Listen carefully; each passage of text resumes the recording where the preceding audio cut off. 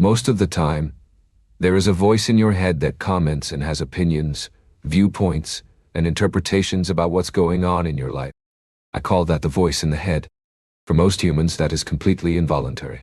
They don't even know that they have a voice in the head that never stops talking, most of the time silently in your head. At other times, it may even shout something out so it wants to be heard. If you walk in the street, you will find most people look fairly sane. They're not talking to themselves, it seems, because they're not talking out aloud. But if you listened into everybody's head, you would be amazed at how noisy the inside of every human is. It's like a radio, you know, these radio stations where the people talk in an excited voice, and they go on and on. If you go to a foreign country and you don't know what they're talking about, you might think, this must be extremely important. But if you can understand what they are saying, you realize it's completely meaningless. It's just noise. So, a significant part of what happens in your mind, the larger part, is actually just superfluous noise. Thinking is a wonderful ability, a wonderful tool, if used rightly. It is an instrument that causes dysfunction and misery for millions on the planet, unhappiness for millions if thinking is not used, but instead uses you. When humans say, I think, in most cases, that's actually not true because they have no control over their thinking. It's compulsive and involuntary.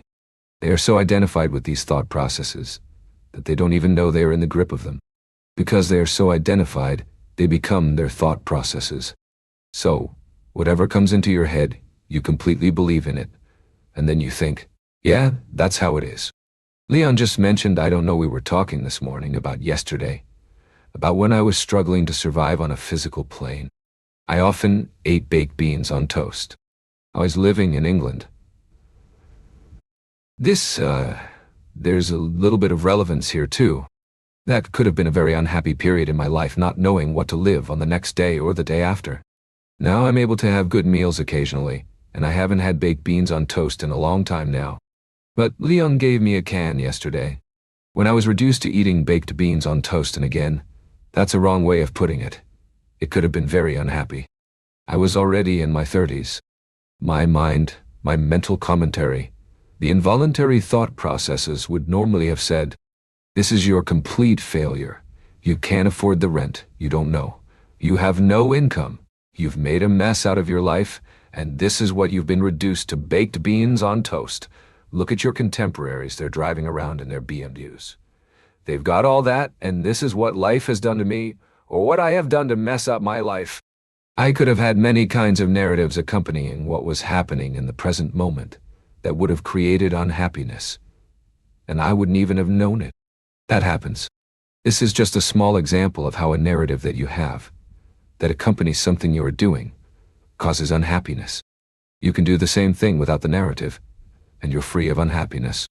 You're eating baked beans on toast, and actually, it doesn't taste that bad at all. You swallow, and it is nourishing. You don't even have to say that. You can simply enjoy the sensory perceptions associated with it, without building a sense of self around it. The sense of self that you build arises through involuntary and compulsive thinking. Me and the Buddha were already talking about that. I'm saying this now in case you need to leave early or want to go across the street. If you only take this away from this evening, but hopefully there will be much more whenever you feel unhappiness. This is a generic term. Unhappiness in whatever form. Unhappiness can arise as irritation, anger, or even boredom. Sadness, all kinds of states that don't feel pleasant are unhappiness. Usually, they are attributed to a life situation, something that's going on in your life. For example, waiting at the airline counter. Of course, how often things don't go well there. Let's hope they don't drag you out of the plane, but that could happen too. Whenever you feel irritation, anger, or upset in whatever form, ask yourself, is this caused by the situation, or is it caused by what my mind is telling me about the situation? In 95% of cases, you will find that the mental commentary that argues and complains about something going on, that shouldn't be going on, but it is the cause. The gap between what is and what the mind says should be, or shouldn't be, that gap, is the arising of unhappiness and misery, or as the Buddha called it, suffering. It arises in the gap between the isness of things in this moment, and the arguing with the isness of things in this moment, imposing a narrative on it that says, no, this should not be. I'm not talking about situations where you can take action to change them. There are certain situations where action is possible and necessary. It's fine. But even if action is possible and necessary, at this very moment, it still is as it is. Then you can take action, but this moment is as it is. When you allow this moment to be as it is because you recognize the inevitability of it, it seems so obvious. But it's not obvious to most humans. Recognize the inevitability of what is already the case now. If you can internally align yourself with this inevitable now, the next moment is a different thing. But when the next moment comes, it's now, of course. There's no next moment except as a thought in the head. Where is the future? You've never experienced it, you can't. Impossible. And yet, humans think about it more than the present moment. They want to get to the future because they don't want what is. They believe some kind of liberation or fulfillment will come next, always missing the isness of things. So, if unhappiness arises, examine, is it caused by the situation I'm in, or is it caused by how my mind is interpreting the situation? Be yourself. In the Oracle of Delphi in ancient Greece, there is the inscription, know yourself. But knowing yourself is the same as being yourself, exactly the same at that level. There's nothing to know if you are present because there is no further knowing about presence. There's nothing you can know about presence, you can only be present. So, to know yourself at a deeper level means to be present, and to know yourself as presence. There's another level to knowing yourself, two levels in fact. One is knowing your own ego, recognizing your ego when it happens and observing it. Then, you know yourself on that level. At a deeper level, knowing yourself as being yourself. That is, being the presence. Both levels go together. If you're not the presence, then there isn't enough presence in you to observe the ego. You need presence because only presence allows you to recognize your own ego. In recognizing the ego, it dissolves. All of the patterns become harmless. You are no longer possessed by them. Let's say you look good, and you like to dress nicely, there's nothing wrong with that. But do you derive your entire or a large part of your sense of who you are from that? If yes, then you are in the grip of ego. Or are you simply enjoying looking good? If you look nice, why not enjoy it while you can? There can still be a superficial enjoyment in that as long as you remain rooted at a deeper level. You can enjoy certain things on the surface level without being completely trapped by them, so they no longer constitute the foundation for your sense of self. You know full well, okay, I look nice now. I'll make the most of it because I know what time will do to the physical form. The same applies to possessions. If you have something you enjoy, why not enjoy it? But do you derive your sense of who you are from what you have? That is a huge trap, buddy. You can enjoy an object in your possession without egoic attachment to it. There's a difference between egoic attachment and simple enjoyment. Sometimes you might not know whether you have egoic attachment or simple enjoyment until you lose the thing. For example, if your car is scratched or stolen, here's your opportunity to find out what kind of relationship you had with it. If there was egoic attachment, you'll suffer, you'll feel upset, angry, or even devastated. If there wasn't, you'll feel little more than mild inconvenience. When there's no egoic attachment to things, you're also less likely to accumulate unnecessary possessions. When ego is at play, possessions serve only to satisfy a permanent sense of lack that defines the ego. This is why some people develop an addiction to shopping. The difference lies in appreciating something without attaching your sense of self to it. For example, an expensive watch can be appreciated for its craftsmanship. It's beautifully made, and it works well. You take care of it, but you don't possess it in an egoic sense. A famous watch advertisement puts it well. You never actually own this watch, you merely look after it for the next generation. While it's a clever marketing line, it carries a spiritual truth. Personally, I've found that I'm not very drawn to buying things. Shopping doesn't appeal to me. But I do have a personal appreciation for mechanical watches. There's something about the meticulous craftsmanship, the attention and care that goes into creating them. This quality, when someone gives complete attention to what they're making, imbues the object with a certain energy. It doesn't have to be a watch. It could be a meal prepared with care, or an artifact created with love. When something is made with true care and attention, it carries a unique energy, a sense of quality that you can feel and appreciate. Even in everyday life, This attention and presence can transform the simplest of tasks into something meaningful and fulfilling. 4. If a totally disastrous life brings you to a point of awakening, now, retrospectively, suddenly, it fulfilled a purpose. Suffering in your life. If it still arises, use it so that the ego gets burned up by the suffering. So to speak, the ego gets burned up in this fire of suffering. Now we can call this conscious suffering. It's a very interesting concept.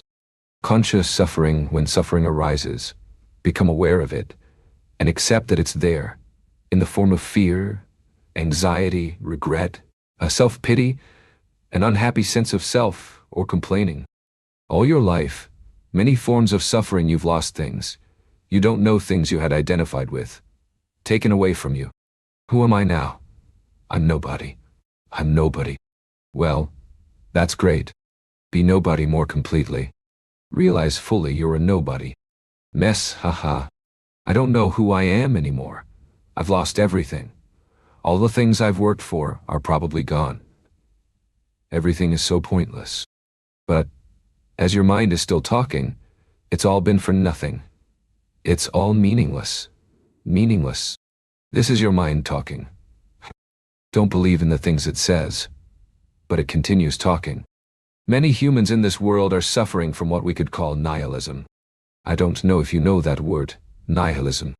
Nihilism means the belief that everything is absolutely and utterly pointless. That's a deep form of suffering. Nihilism doesn't just mean, what's the point of it all? It's not just this awful life of mine that is pointless.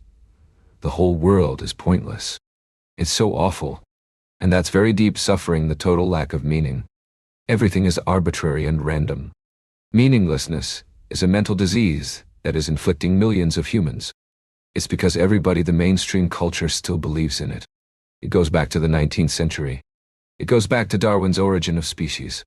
Darwin said life evolved, which undoubtedly is true. But he said life evolved as an arbitrary, random course of events, molecules and atoms at random, coming together and forming life forms over millions of years. Random. The idea of randomness in the theory of evolution, put forward by Darwin and others, means there's no purpose or intelligence behind it whatsoever. It's a random process. In other words, it's the belief that all life on this planet has no meaning. It just is a meaningless conglomeration of atoms and molecules. It's ultimately meaningless. That, basically, is the underlying assumption behind the theory of evolution that many people still believe. And it is saved into mainstream culture. And even people who have never even heard of Darwin have it saved into their belief system. That we live in a meaningless universe. Before that happened, we had certain religious beliefs. So, there was some meaning. And although a lot of that, perhaps, was ideological and ego-driven, nevertheless, in the ancient religions, there was access to the transcendent.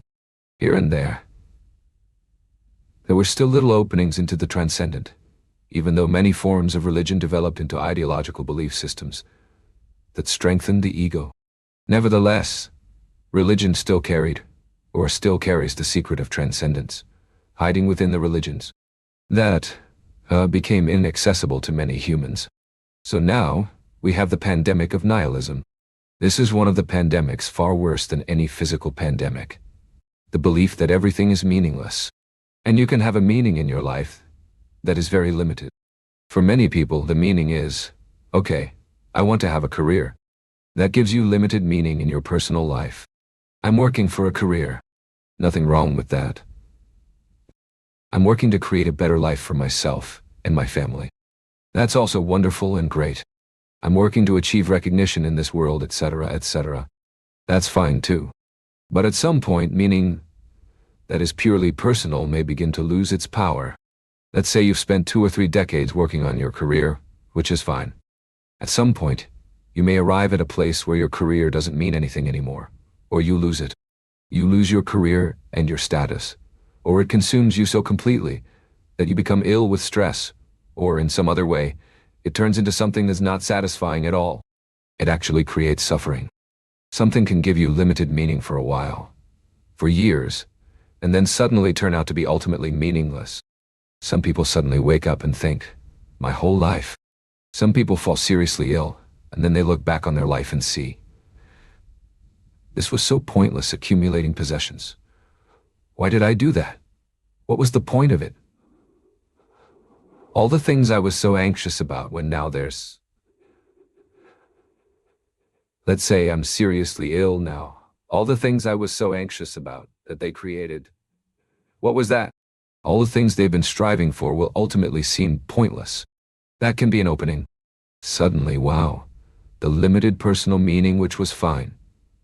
It's better than no meaning at all can open the door to a deeper realization. To have a personal meaning in your life is better than no meaning at all. But, ultimately, that's not satisfying in the long term. You have to go deeper to a deeper meaning that transcends who you are as a person. And that is, am I aligned with the purpose of the universe? That is the ultimate true meaning. Am I aligned with the purpose? And what is the purpose of the universe? The purpose of the universe is consciousness, bringing more consciousness into this dimension. That's the purpose of the universe, bringing more consciousness into this dimension. Am I aligned with that? If that is the case, if you are aligned with that, you are a bringer of consciousness, a bringer of light. That is the ultimate, true purpose. It could be that your personal purpose and the deeper purpose can go together. That's fine. You can have a career, and yet it's not totally ego-dominated. While you are active, working, you bring in the light of consciousness. You do things in your work that bring more consciousness into this dimension. That's wonderful. So you can have it. It's not necessarily a case of either having a career or being aligned with the universal purpose. You can bring the two together. That's perfectly fine. That's the balance between being and doing, as I sometimes call it, the balance between being and doing. Bringing those two together. But the purpose, there's only one true purpose in your life, and that you have to discover. That is, am I aligned with consciousness? Am I a bringer of consciousness? So that's the end of nihilism. At that point, it no longer matters. Your entire past becomes relatively unimportant when you realize the meaning of life is to be a bringer of consciousness. Let's say your entire past was one disaster after another. Unfortunately, for some people, life is like that. Let's say you ended up in prison because you did one wrong and bad thing after another. You look back on your so-called life and think, my God, that was a disaster. My entire life was just a disaster. Okay. But at this moment you realize the consciousness that you are. All the suffering you have created for yourself and others, all the suffering was part of the egoic dream, the delusion, the egoic delusion, and the conditioning that you came into this world with. Then you awaken at this moment. If a totally disastrous life brings you to a point of awakening, the whole thing was great, because it suddenly has a purpose retrospectively. All the disasters brought you to this moment of awakening. So, in retrospect, what was totally absurd and meaningless suddenly fulfilled a purpose. The past can suddenly be realized as having fulfilled its purpose by creating the suffering that led to your awakening. Ha, tahi. There's no regret anymore about the past. It all made sense. Meaning arises retrospectively. It only remains absurd and disastrous if the awakening doesn't happen. Then you're trapped in the dreadful dream, continuing to be trapped in it. Wow. So, be aligned with universal purpose. That is the ultimate birth. No matter what you do, no matter how it expresses itself through you, that doesn't matter. But realize this. If you want to look at your life in terms of failure and success, as many people do, you might ask, is my life a failure? Is my life a success? How do you determine that? What criterion do you use for failure or success? Do you allow this world to tell you whether you're a failure or a success? To a large extent, this world is insane.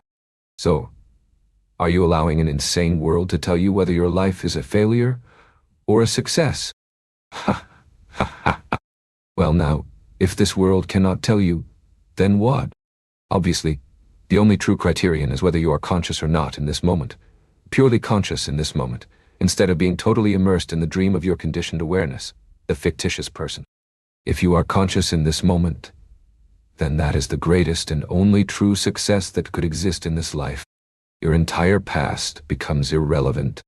If it has taken you to this point in that sense, it is relevant, but ultimately, it's irrelevant. You're awake in this moment. You represent the awakened state of consciousness in humanity. Oh, wow. That's success. Nothing else is success. Even if you want to use the term success, I'd probably recommend avoiding it. Because that would imply there's somebody there saying, I have achieved consciousness. Again, you'd create another conceptual identity in your mind. Another form of ego that says, I am conscious, unlike all these other people who are not conscious. I have achieved something. I have achieved awakening. That's a delusion again. The I that claims to have achieved awakening is the ego again, an ego that claims some kind of achievement. True meaning can only arise when the ego subsides, when it becomes transparent, and awakening happens. But it's not an achievement. There's nobody there to have achieved anything. It's something that happens through you.